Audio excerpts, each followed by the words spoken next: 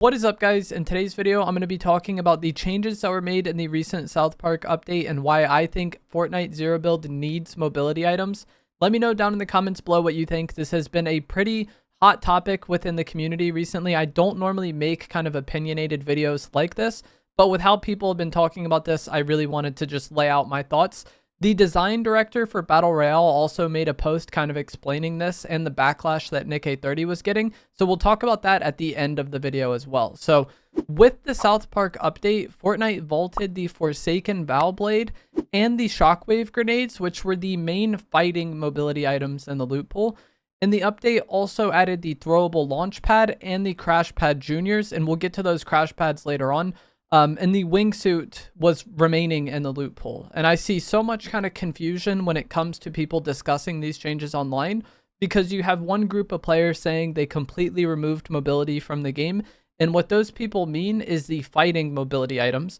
And then you have other people saying, what do you mean? We have all these other mobility items in the loot pool, like the wingsuit, the crash pads, and the launch pads. And as I said, I think the kind of confusion comes from how the community sees mobility items. There's some people that kind of look at the items in terms of what their function are, and these are kind of put into two categories typically. There's fighting mobility items, and then there's positional or rotational mobility items. And then some of the people that, don't look at it that way, just see mobility as mobility. The wingsuit is a fine, like, rotational and positional mobility item, but it is not a great fighting mobility item. With how long the wingsuit's animation takes and how vulnerable you are while in that animation or while you're using the wingsuit, this isn't a good item to push an enemy with if their aim is decent at all. And I'll have a clip on screen now where the final player tries to push me with a wingsuit even after getting good opening damage on me, and they get second place in this match because of it. I'm able to completely turn the fight because they're using the wingsuit to push me. If they're using something like shockwave grenades here, the Forsaken Bow Blade, or crash pads, this is a loss for me because of that opening damage they were able to get. A lot of fights in Zero Build will start with you getting opening AR damage on an enemy, and then from that, they probably get to a piece of cover or use some sort of cover item. And this is normally where, like, if you're happy with the amount of damage you got, you could use your mobility item like shockwaves to push them, take advantage of that opening damage and pressure you got, and then quickly end the fight while you had an advantage on the enemy. You get that opening advantage, you press that advantage, and you win the fight, and you win the fight quickly, which matters a lot in a battle royale because third parties are very prevalent. Without fighting mobility items like this, a lot of fights just get stalled out with bunkers, and then you basically have to decide, like, am I just going to leave? Am I going to wait for the enemy to maybe try to leave or peek themselves? Or am I just going to spray out these cover? Or maybe you just walk straight at them or try to get to them. But if they're far enough away and they just bunkered, you're a sitting duck in that situation. A lot of fights just get stalled out now, and the game is much slower. And a lot of what people kind of complained about with too much mobility in the game is that players would just run away the moment they take any sort of damage, right? This kind of boils down to the idea that, like, someone shouldn't just be able to decide a fight isn't happening at a moment's notice like that. The same thing kind of happens now. It's just with bunkers stalling out any mid to long range fight and preventing a fight from happening at all. So, like, mobility and lack of mobility, or like too much mobility and lack of mobility, kind of creates the same situation where people just immediately can decide a fight isn't happening, and there's just really not too much you can do there. I think fights getting really stalled out, or any mid to long range fight just completely getting stalled out, makes the game really, really boring. Because, like I said, you basically just have to leave. You can try to spray out all their cover and wait until they're exposed, but all the while you spend doing this, other people in the area are going to hear you fighting and come to, clean that up. I've seen a lot of people say this lack of mobility is going to address third parties because there's too many third parties. But my opinion is that with less mobility, third parties are actually more of a problem because fights are typically longer and you can't end fights quickly. I think being able to end fights quickly reduces your chances of getting third partied. And with less mobility, it's harder to do that. So this is why fighting mobility is so essential in Zero Build. Without it, a lot of these fights just kind of stall out, and the game kind of just comes down to patience and timing more than anything else. And I think the more a shooter, especially a battle royale, is decided by timing alone, that is not a good kind of scenario for the game to be in, because it makes it very campy, and it makes it feel like anytime you try to do anything on the map, you're just making a mistake and you should just hide instead. I think this is especially bad when we are 8 years into the game. A lot of people don't care so much that they're willing to just camp all game for a win anymore. If they play and just feel like they don't have the ability to actually like play the game and combat enemies, they're probably just going to get off. In build mode, this isn't as much of a problem because you can just build your way to the enemy and protect yourself that way. Like, build mode is more fine without fighting mobility than zero build is. And zero build is very problematic, and I think it makes the game very campy. This brings us to crash pads. Because crash pads were meant to be the replacement for shockwaves while being a little more tame and less absurd. And they can be a fine fighting mobility item while still being less effective than shocks. I think if we all look at the items, you know, shockwaves are a bit harder to use than crash pads, I think, but you need less intention, I can't say the word. You need less intention behind it, because you can just throw a shockwave and then break through cover if you want. You don't have to think as much when it comes to like planning with it. So, and I feel like you go further off of shockwaves. So crash pads are a little less effective, but they can still be a fine fighting mobility item. My problem isn't that they vaulted shockwaves. My problem is that the spawn rate for crash pads is terrible. The crash pads are a fine solution, but when the spawn rate of them is so low, they might as well not be the solution at all, because you can so infrequently find them. So they don't really impact the game the way they're supposed to. In the past, crash pads would drop in stacks of 3, and it felt like they had a pretty decent spawn rate. I think in the past, they also came out of the big ammo boxes as well in some seasons. For right now, for some reason, they are dropping in stacks of 2 rather than 3. The spawn rate of them feels absolutely terrible, and there's no other ways to get them other than just looting. Like, you can't get them out of vending machines. None of the boss characters drop them like how they would shockwaves. And I think this is the main problem. A lot of people are looking at the lack of mobility and they say, oh, Fortnite needs to bring back shockwaves. And then the other side looks at that and says, oh, you should just adapt to crash pads. But without them being in the loot pool, hard to adapt to them. I am completely fine using the crash pads instead. I would be, you know, I wouldn't prefer it. I enjoy shockwaves. I enjoy the blade. But having some sort of item that solves this problem would be fine, even if it was less effective. Like, I would probably rate shockwaves like an 8 or a 9 out of 10. And I'd probably rate the crash pads like a 6 or a 7 out of 10. They're less effective, but they can be fine if they're more plentiful on the map. And I think that would be a good way to balance it. We get a worse mobility item, a less OP mobility item, a less absurd mobility item, but the positive trade-off should be like, hey, at least it's more prevalent on the map, or it drops in larger quantities so you don't have to find as many to have a full stack. You know, there could be positives there for both sides of players, those who want to play aggressive and those who want to camp. Like, I think the biggest problem right now is just the spawn rate of crash pads. And that's why there's so much confusion. You have the people saying, hey, we have all these mobility items. And then the people saying we don't have mobility are kind of saying that because effectively we don't, with how infrequently they spawn. And I mostly play solos.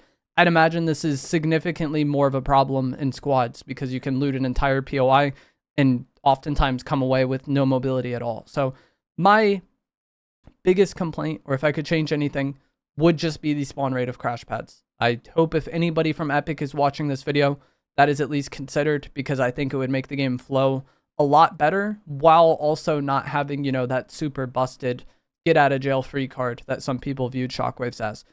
So the design director of Fortnite made a post, like I said earlier. I'm actually going to read that post now and kind of give my thoughts on it because, again, it falls in line with everything I just said. So this was in regards to people blaming Nick830 for shockwaves getting vaulted. If you guys don't really follow Fortnite content, Nick830 is a streamer, and he has been pretty outspoken in regards to not liking shockwaves because people can just run away. And for some reason, whenever shockwaves got nerfed or when they ultimately got removed, everybody blamed Nick830. But I think this is just really dumb. Like, the entire community is complaining about everything all the time, pretty much. And streamers, content creators especially, because we discuss the game and talk about the game so much, there's going to be a lot that we complain about, or a lot of takes or opinions we have, however you want to view it. Anytime a change happens that happens to line up with what someone wants, it doesn't mean that person alone is responsible for it. But Ted said this. He said, this is fundamentally not the case, talking about Nick830 getting them removed. The team came to their own conclusions and don't make decisions unilaterally based on a single opinion, which this should go without saying. I feel like every reasonable person kind of understands how it is. There's a team of people working on Battle Royale. The start of Season 1 had a combat fleeing issue that can spoil engagements, and I agree with this. So again, I am somebody who is in favor of having mobility in the game. I think Battle Royales are naturally going to be campy games, and if you don't give people the tools to play aggressive, the game is going to be really slow-paced and boring. But even I agree, this has been a problem in the game for a long time, and I think this is more of just a player issue. For some reason, there's a lot of people that play the game that just really want to avoid fights.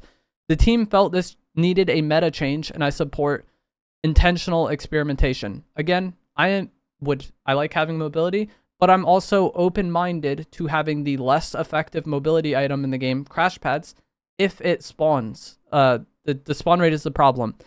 Like anything, the team will monitor and refine and balance in future updates based on internal data and sentiment, with Fortnite having a great track record of vaulting/unvaulting items.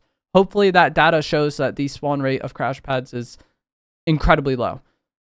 If we are being honest with ourselves, as much as we all love shockwaves, is it actually skillful to just throw one at your feet and immediately be able to escape an engagement?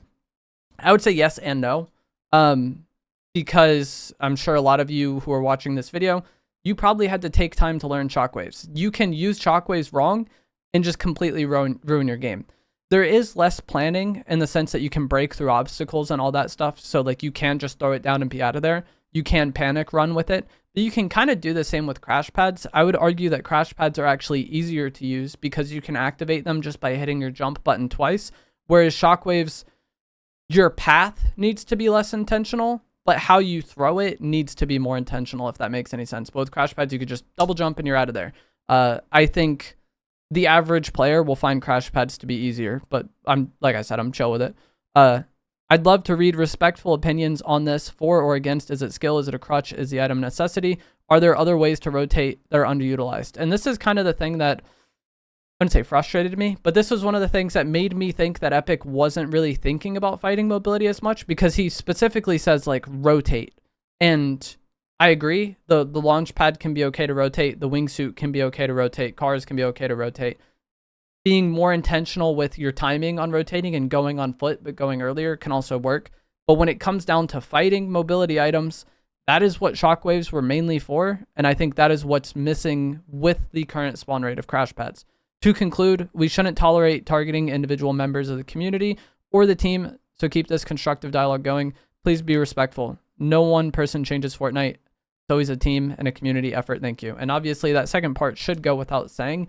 I think one of the reasons why that people kind of tend to blame somebody like Nick is not only was he outspoken, but we often don't get things like this from Fortnite where they explain the changes. I think if there was a person at Epic like Ted who kind of explains why they made the change, people would be less inclined to blame somebody like Nick 830. I could be wrong on that.